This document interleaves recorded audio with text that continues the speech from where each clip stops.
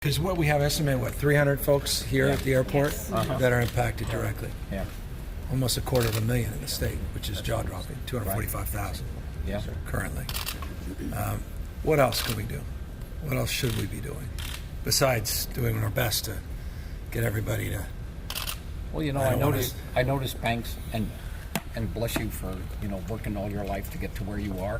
No. And, well, you did. You worked hard to get your position, and it's great. So, your voice helps. I got a message today, thank goodness, from Wells Fargo. They will forgive any late payments. Are other banks doing it? Are other... Just a little thing like that. I appreciate it. A little It's a big thing deal, like that. but it's maybe symbolic substance. maybe there's a hotel near the airport that'll give discount lodging if somebody can't drive home. There are people that live an hour away from here or more, putting gas in their car every day.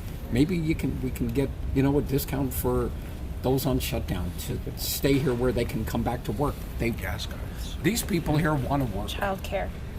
Childcare is a big deal. I've already It's my had... largest expense other than rent.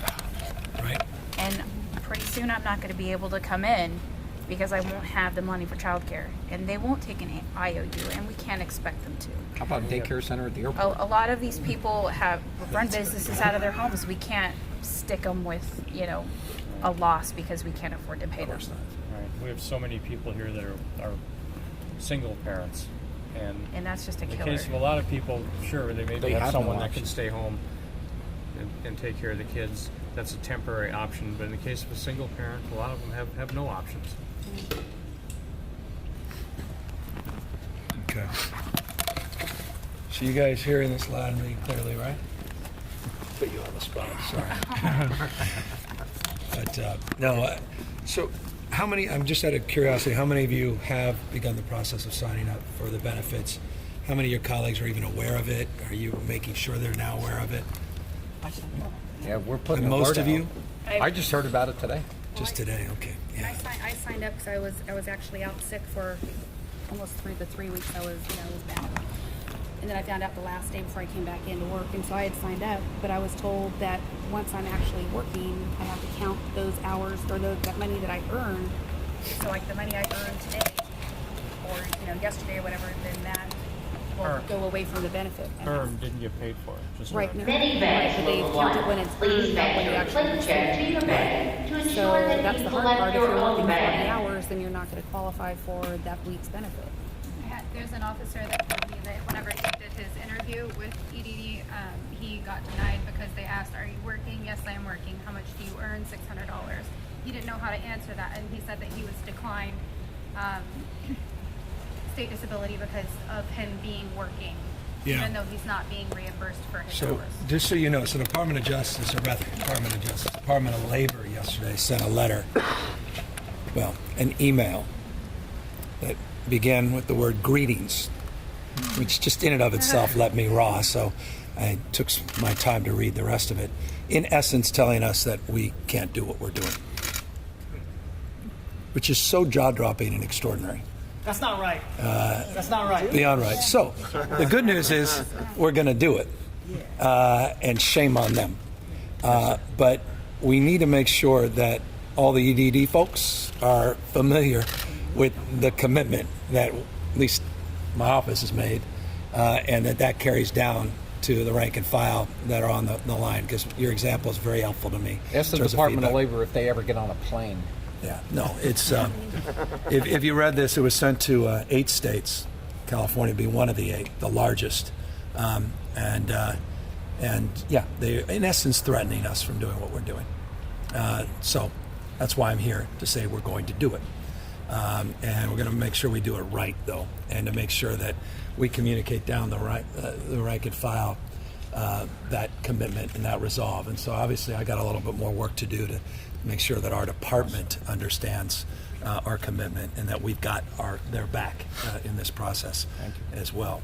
One thing, the other thing I was told too, that if, so like for those 3 weeks I was out, if I do get paid back for those 3 weeks, then any unemployment benefits You'd I have do to get, I do reimburse have it. to reimburse them back. Right. Which, That's true. And that's I get Which you that, understand, and I that's hope. fine. Right. Yeah. that Yeah, part so I that's get. the one condition, and then there's there's a little risk to the state that you do that, but we have confidence you'll do the right thing. Yeah. Several employees, and we've taken an oath that in our integrity, we will pay it back. Thank you. I'm not worried about it. Right. Yeah, some have claimed that's a reason not to do it. Well, that wasn't a good enough reason, so. I value my job and I value my commitment that I've made, to TSA and to the public and to, everybody that and everybody here. I know Good. when you sign on with this, you have a level of integrity that is by far the best. That's good. So, Yeah, it's not, look, unemployment insurance is not everything by any stretch of the imagination, but it is hopefully something, and, it can be meaningful if this thing drags on, God forbid, for much longer. So this idea of having some portability, particularly for TSA, since we know where they are,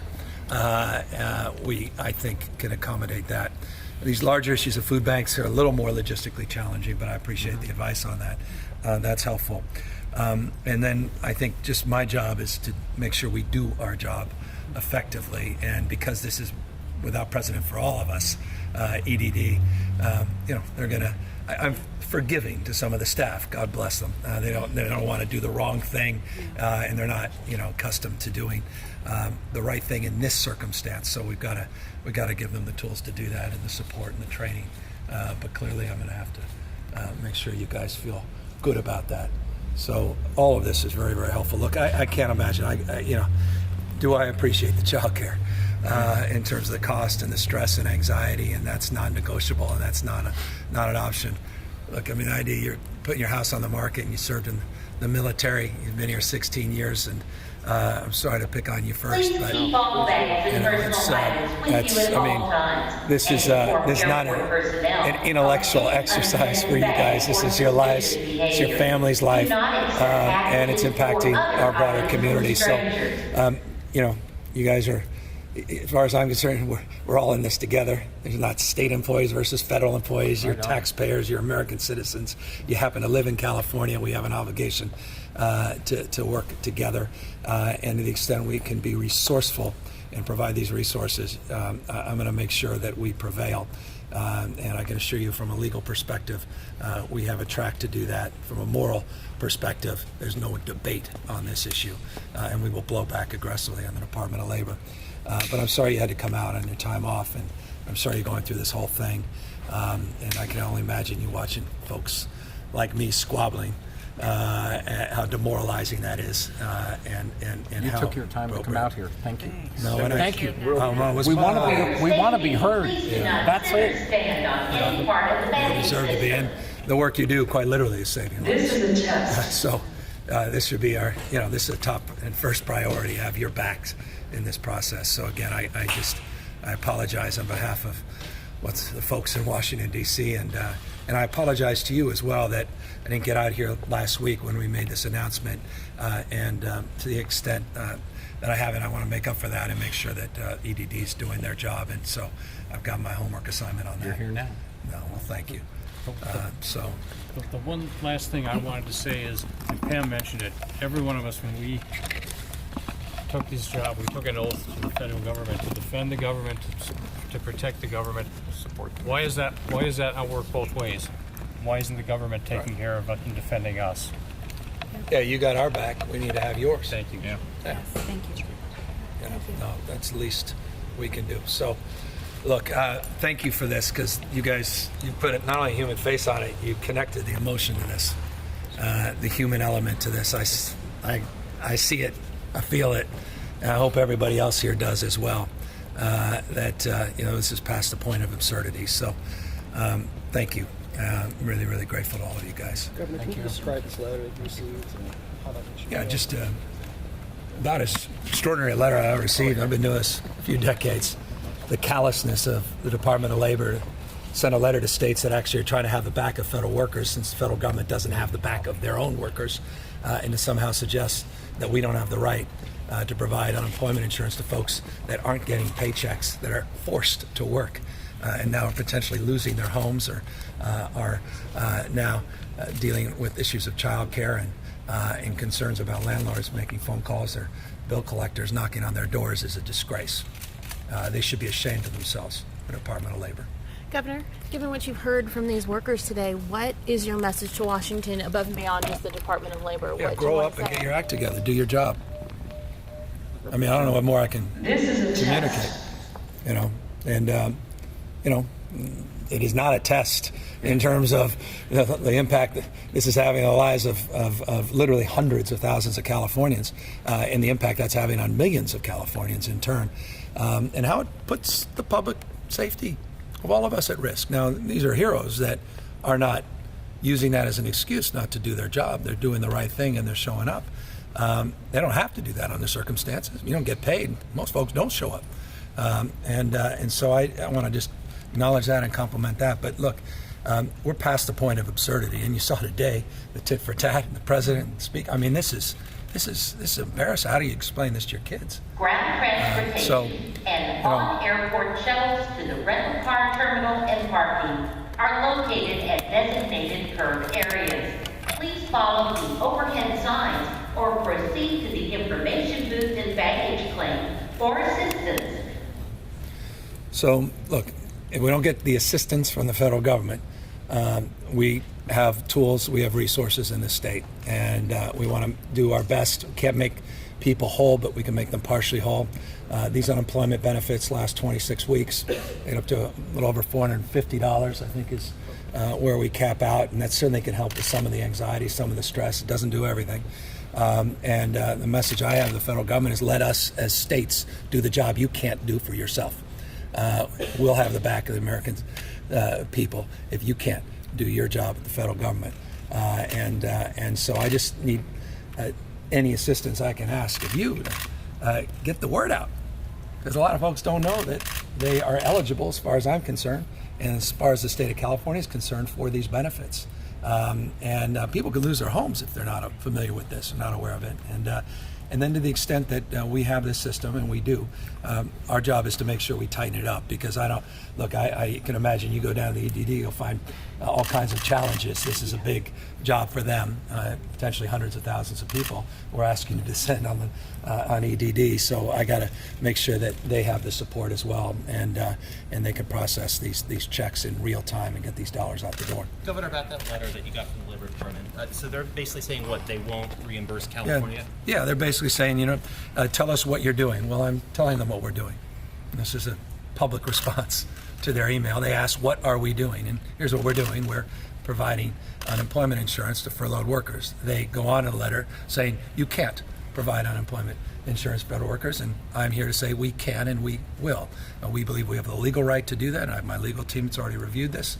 They cite a 2013 memo.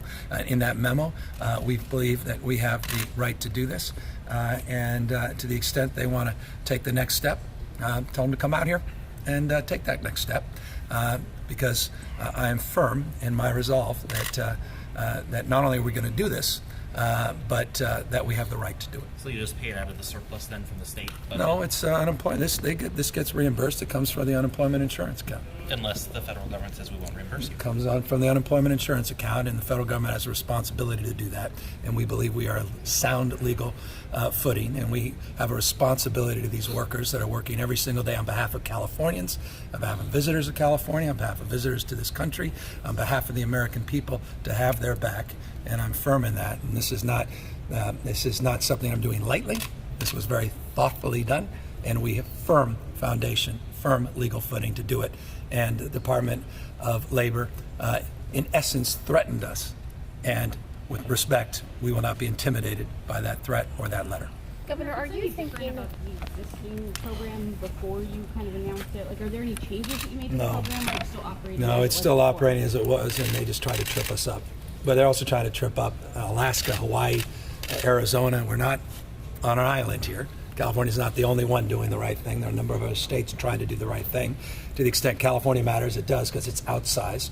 And so I hope other governors feel like if California is willing to do this, they should feel the confidence to do this. And look, we have a speaker from our state that carries enormous weight and influence in Washington, D.C. That's another reason I have absolute confidence that California will be in good standing, not just feel good about doing the right thing, but in good standing in terms of having the advocacy that is required to make sure that unemployment insurance account is reimbursed.